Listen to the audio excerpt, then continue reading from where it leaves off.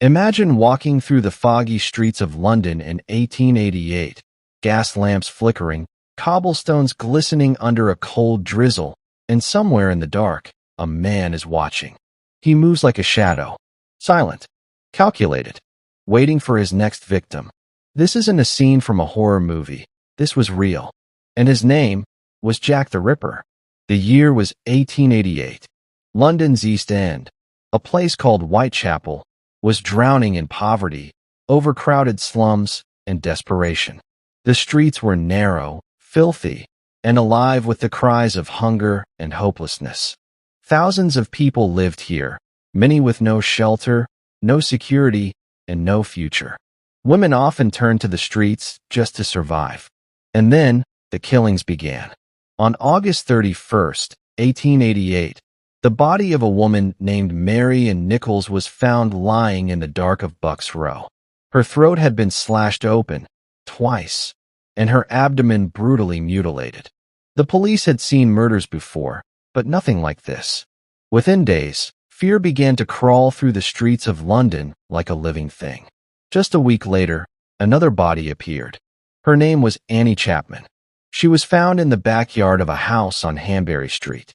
Her neck was cut so deep it nearly severed her head, and her body had been opened with surgical precision. Whoever did this knew exactly what they were doing. It was no random act. It was methodical, purposeful. The newspapers were obsessed. They printed gruesome details, sensational headlines, and soon, letters began arriving. Letters written in red ink, mocking the police, taunting them for their failures. One of those letters was signed, Jack the Ripper. And just like that, a name was born, one that would haunt the world forever. On the night of September 30th, London faced what would be called the double event. Two women were killed within an hour, Elizabeth Stride and Catherine Eddowes.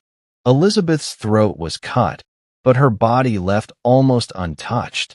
Perhaps the killer had been interrupted. But just 45 minutes later, Catherine Eddowes was found nearby, her face disfigured, her stomach slashed open, and her internal organs removed. It was as if the killer was making up for lost time. Police patrolled the streets. Detectives worked day and night. But there were no clues, no witnesses, nothing. London was in a state of terror. Women refused to walk alone at night. The city was drowning in fear.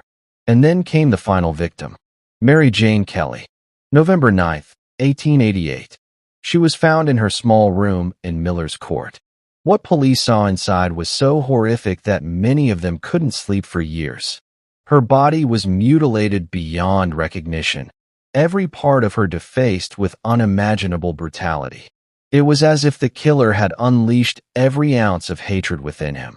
After that night, the murders stopped. Just like that. No more bodies. No more letters. Jack the Ripper had vanished, leaving behind nothing but terror, blood, and a mystery that would never be solved. Investigators interviewed hundreds of suspects. Some believed the killer was a butcher or a doctor, someone who knew anatomy. Others suspected a member of the royal family, a painter, or even a local immigrant. But there was no proof. Forensic science didn't exist back then. DNA analysis, fingerprints, all the tools we rely on today were decades away. Over the years, countless theories have emerged. Some say it was Aaron Kosminski, a Polish barber whose DNA supposedly matched evidence found on one of the victim's shawls. Others claim it was the painter Walter Sickert, or a man named Charles Lechmere who discovered one of the bodies. But even today, nothing is certain. The identity of Jack the Ripper remains one of the greatest unsolved mysteries in history. But beyond the murders themselves, there was something even darker happening: the reaction of the public. The media turned the killer into a legend. Newspapers splashed his name across headlines, making him both feared and famous. Londoners began to see the Ripper not just as a man, but as a monster, the embodiment of evil lurking in every shadow. Whitechapel became a symbol of the city's decay, a place where poverty, neglect, and despair gave birth to horror.